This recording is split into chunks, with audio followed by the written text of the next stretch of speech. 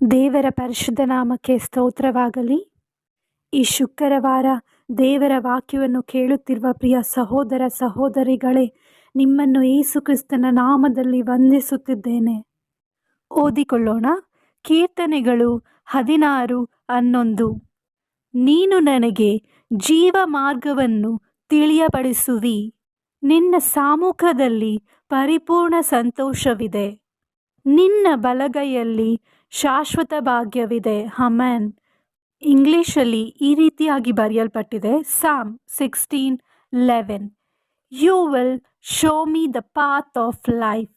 In your presence is a fullness of joy.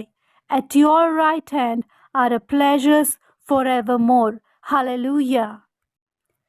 నీ సన్నిధానములో సంపూర్ణ సంతోషం, ఆరాధించుకునే విలువైన అవకాశం. నీ సన్నిధానములో సంపూర్ణ సంతోషం, ఆరాధించుకునే విలువైన అవకాశం. కోల్పోయినవన్నీ నాకు ఇచ్చుటకును, బాధల నుండి బ్రతికించుటకును. కోల్పోయినవన్నీ నాకు ఇచ్చుటకును, బాధల నుండి బ్రతికించుటకును. నీవే రాకపోతే నేనేమైపోదునో, నీవే రాకపోతే నేనేమైపోదుನೋ. ದೇವರ ವಾಕ್ಯವು ಈ ರೀತಿಯಾಗಿ ಹೇಳಲ್ಪಡುತ್ತದೆ, ನೀನು ನನಗೆ ಜೀವ ಮಾರ್ಗವನ್ನು ತಿಳಿಯಪಡಿಸುವಿ, ನಿನ್ನ ಸಮ್ಮುಖದಲ್ಲಿ ಸಂಪೂರ್ಣವಾದ ಸಂತೋಷವಿದೆ ಎಂದು. ಹಾಲೆಲೂಯ. ಆತನು ನಮಗೆ ಜೀವ ಮಾರ್ಗವನ್ನು ತಿಳಿಯಪಡಿಸುವವನಾಗಿದ್ದಾನೆ.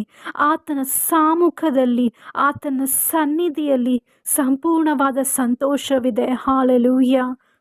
ನನ್ನ ಜೀವಿತದಲ್ಲಿ ನನಗೆ ಯಾವಾಗ ಸಂಪೂರ್ಣವಾದ ಸಂತೋಷವು ದೊರಕಿತೆಂದರೆ, ನಾನು ಹಾಸ್ಟೆಲಲ್ಲಿ ಇದ್ದು ಸೆಕೆಂಡ್ PUC ಓದಬೇಕಾದ್ರೆ ನಮ್ಮತ್ತೆ ಚರ್ಚಿಗೆ ಬಾ ಅಂತ ಕರೆದರು. ನಾನು ಆ ಸಂಡೇ ದೇವರ ಸಮ್ಮುಖವನ್ನು ಹುಡುಕಿ ಬಂದೆ.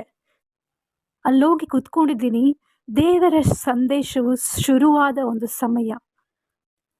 ದೇವರ ಸನ್ನಿಧಿಯಲ್ಲಿ ನಾನು ಹೋಗಿ ಕುಳಿತಿದ್ದೀನಿ. ಆದರೆ ನಾನು ಪಡ್ತಾ ಇರೋ ಒಳಗಡೆ ಇರೋ ವೇದನೆ ಯಾರಿಗೂ ಗೊತ್ತಿಲ್ಲ. ನನ್ನ ಒಂದು ಡಿಪ್ರೆಷನ್ ಸಮಯದಲ್ಲಿ ನಾನು ಹೋಗಲ್ಲಿ ಕುಳಿತಿದ್ದೀನಿ. ಯೇಸು ಕ್ರಿಸ್ತನು ವಾಕ್ಯದ ಮುಖಾಂತರ ದೇವದಾಸರನ್ನು ಮೊರೆಮಾಚಿ ನನ್ನೊಟ್ಟಿಗೆ ಮಾತನಾಡುತ್ತಾನೇ ಇದ್ದಾರೆ. ನನಗೆ ಅಳು ತಡ್ಕೊಳೋಕೆ ಆಗ್ತಾ ಇಲ್ಲ.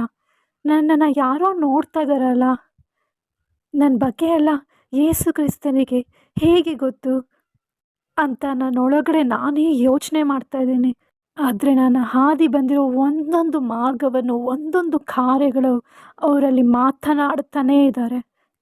ತಕ್ಷಣ ನಾನು ನನ್ನ ಮನಸ್ಸಿನಲ್ಲಿ, ಇದು ಜೀವವುಳ್ಳ ದೇವರು ನನ್ನೊಟ್ಟಿಗೆ ಮಾತನಾಡ್ತಾ ಇದ್ದರೆ ನನಗೆ ಯಾವ ರೀತಿಯಲ್ಲಾದರೂ ಒಂದು ಸೊಲ್ಯೂಷನ್ ಕೊಡಿ ದೇವರೇ, ನನಗೊಂದು ಪರಿಹಾರವನ್ನು ಕೊಡಿ ದೇವರೇ ಅಂತ ಮನಸ್ಸಲ್ಲಿ ಪ್ರಾರ್ಥಿಸ್ತಾ ಇದ್ದೀನಿ. ಇಮ್ಮಿಡಿಯೇಟಾಗಿ ದೇವರ ದಾಸರ ಮುಖಾಂತರ ಅಲ್ಲಿಂದ ನನಗೆ ಹೇಳ್ತಾ ಇದ್ದಾರೆ, ನೀನು ಕಾದಿರು, ಪ್ರಾರ್ಥನೆಯೊಂದಿಗೆ ಕಾದಿರು, ನಾನು ಈ ವಾರದಲ್ಲಿ ನಿನಗೆ ಅದ್ಭುತವನ್ನು ಮಾಡುತ್ತೇನೆ ಅಂತ.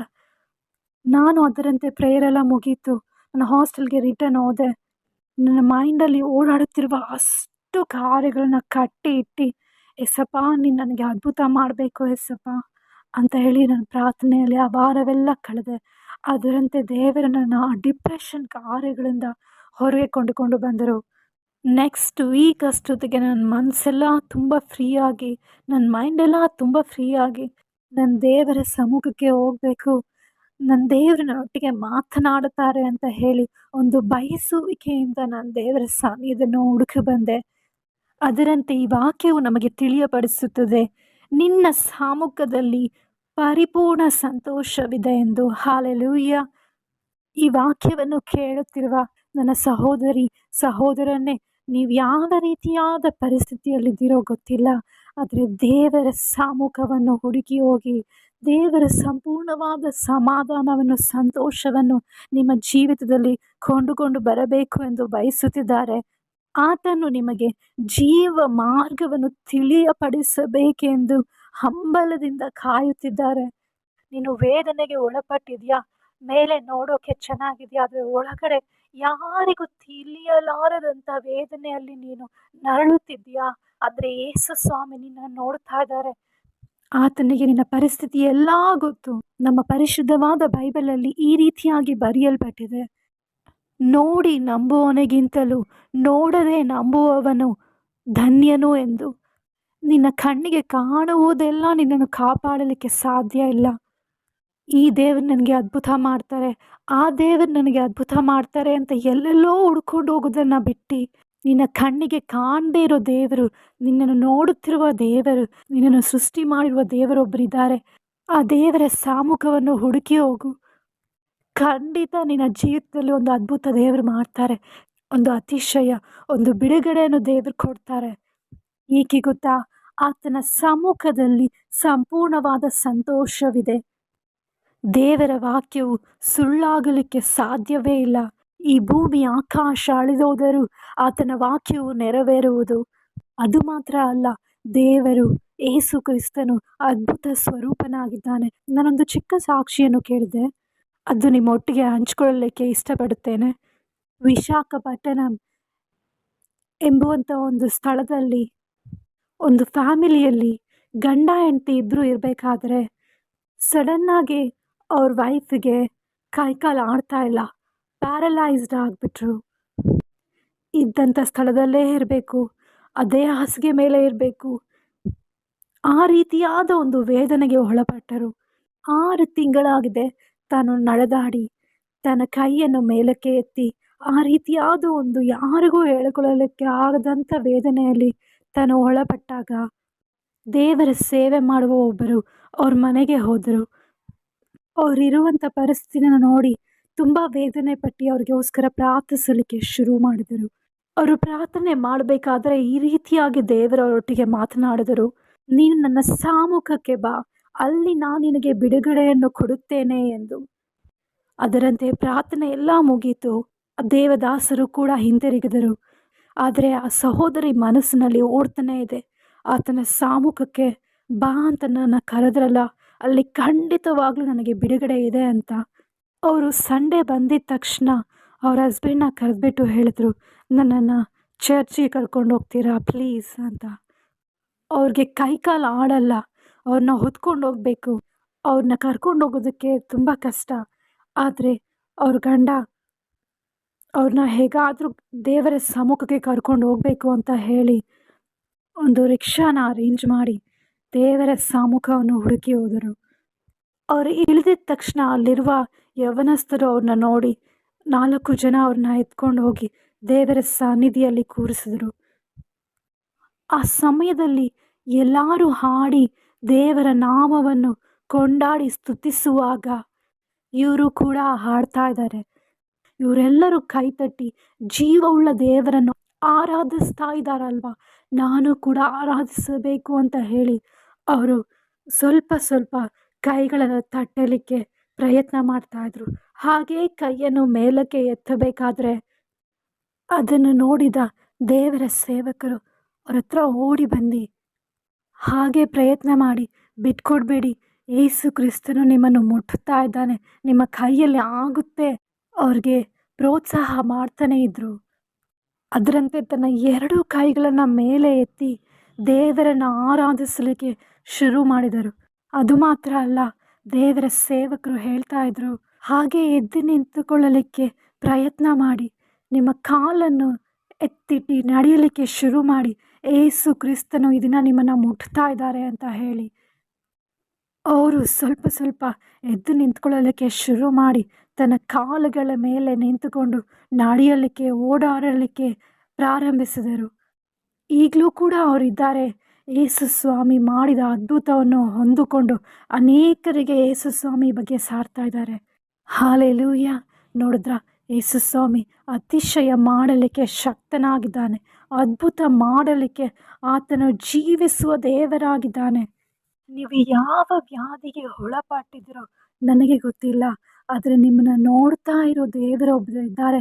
ನಿಮ್ಮ ಎಲ್ಲ ವೇದನೆ, ನಿಮ್ಮ ಎಲ್ಲ ನರಳುವಿಕೆಯನ್ನು ಅರಿತಿರುವ ದೇವರೊಬ್ಬರಿದ್ದಾರೆ. ಆತನ ಹುಡುಕಿರಿ, ಆತನ ಹೆಸರನ್ನು ಕರೆಯಿರಿ.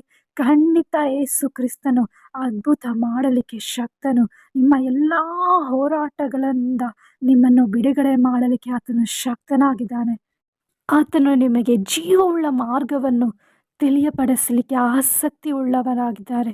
ನೀವು ಆತನ ಸಾಮುಖವನ್ನು ಹುಡುಕಿ ಬನ್ನಿ. ಆತನ ಸನ್ನಿಧಿ ಎಲ್ಲಿದೆ, ಚರ್ಚ್ ನಿಮ್ಮ ಸುತ್ತಮುತ್ತ ಎಲ್ಲಿದೆ ಅಂತ ಹುಡುಕಿಕೊಂಡು ಹೋಗಿ. ನಿಮಗೆ ಖಂಡಿತ ಅದ್ಭುತ ಆತನು ಮಾಡೇ ಮಾಡುತ್ತಾನೆ. ಏಕೆ ಗೊತ್ತಾ, ನಿಮಗೆ ಆತನು ಪರಿಪೂರ್ಣವಾದ ಸಂತೋಷವನ್ನು, ಸಮಾಧಾನವನ್ನು ಆತನ ಸಾಮುಖದಲ್ಲಿ ಕೊಡಬೇಕು ಅಂತ ಬಯಸುತ್ತಿದ್ದಾರೆ. ನಿಮಗೆ ಬಿಡುಗಡೆ ಹೊಂದಬೇಕು, ನಿಮಗೆ ಅದ್ಭುತ ಹೊಂದಬೇಕು ಅಂತ ಆಸೆ ಇದ್ದರೆ ಆತನ ಸಾಮುಖವನ್ನು ಹುಡುಕಿ ಹೋಗಿ. ಇದ್ದಂಥ ಸ್ಥಳಗಳಲ್ಲಿ ಪ್ರಾರ್ಥಿಸೋಣ. ಯೇಸು ಕ್ರಿಸ್ತನೇ, ಈ ವೇಳೆಯಲ್ಲಿ ಯಾರ್ಯಾರು ಪ್ರಾರ್ಥಿಸುತ್ತಿದ್ದಾರೋ ಅವರಿಗೆಲ್ಲರಿಗೂ ಜೀವ ಮಾರ್ಗವನ್ನು ತಿಳಿಯಪಡಿಸಪ್ಪ. ನಿನ್ನ ಸಾಮುಖದಲ್ಲಿ ಸಂಪೂರ್ಣವಾದ ಸಂತೋಷವಿದೆಯಲ್ಲ ಯೇಸು ಸ್ವಾಮಿ, ಆ ಸಂತೋಷವನ್ನು ಅವರ ಜೀವಿತದಲ್ಲಿ ಕೊಂಡುಕೊಂಡು ಬರಬೇಕಾಗಿ ಪ್ರಾರ್ಥಿಸುತ್ತಿದ್ದೇನಪ್ಪ. ಅಪ್ಪ, ಅನೇಕರು ಈ ವೇಳೆಯಲ್ಲಿ ತಿಳಿಯಲಾರದಂಥ ಅಪ್ಪ ವೇದನೆಯಲ್ಲಿ ನರಳುತ್ತಿದ್ದಾರೆ ಯೇಸು ಸ್ವಾಮಿ. ಕಷ್ಟದಲ್ಲಿ, ಹೋರಾಟದಲ್ಲಿ, ಹಿಂಸೆಗೆ ಒಳಪಟ್ಟಿದ್ದಾರೆ ಎಸ್ಸಯ್ಯ. ಅಯ್ಯ, ಡಿಪ್ರೆಷನ್ ಕಾರ್ಯಗಳಲ್ಲಿ ಯೇಸು ಸ್ವಾಮಿ ನರಳುತ್ತಿದ್ದಾರೆ ಎಸ್ಸಯ್ಯ. ಅಪ್ಪ, ಯಾವ ರೀತಿಯಲ್ಲಿ ಹೊರಗಡೆ ಬರಬೇಕು ಅಂತ ಗೊತ್ತಿಲ್ಲದಿರ ಯೇಸು ಸ್ವಾಮಿ ಅಪ್ಪ ತವಕಿಸುತ್ತಿದ್ದಾರೆ ಯೇಸು ಸ್ವಾಮಿ. ಅಯ್ಯ, ನೀನು ಜೀವವುಳ್ಳ ದೇವರಾಗಿದ್ದಿರಲ್ಲೋ ಎಸ್ಸಯ್ಯ. ಅಪ್ಪ, ನಿಮ್ಮನ್ನು ಕರೆಯಬೇಕಾದರೆ ಯೇಸು ಸ್ವಾಮಿ ನಿಮ್ಮ ಗಾಯವುಳ್ಳ ಹಸ್ತವನ್ನು ಮುಟ್ಟಬೇಕಾಗಿ ಪ್ರಾರ್ಥಿಸುತ್ತಿದ್ದೇನೆ ಎಸ್ಸಯ್ಯ. ಅವರ ವೇದನೆಯಾದ ಕಾರ್ಯದಿಂದ ನೀನು ಬಿಡುಗಡೆ ಮಾಡಬೇಕಾಗಿ ಪ್ರಾರ್ಥಿಸುತ್ತಿದ್ದೇನೆ ಯೇಸು ಸ್ವಾಮಿ.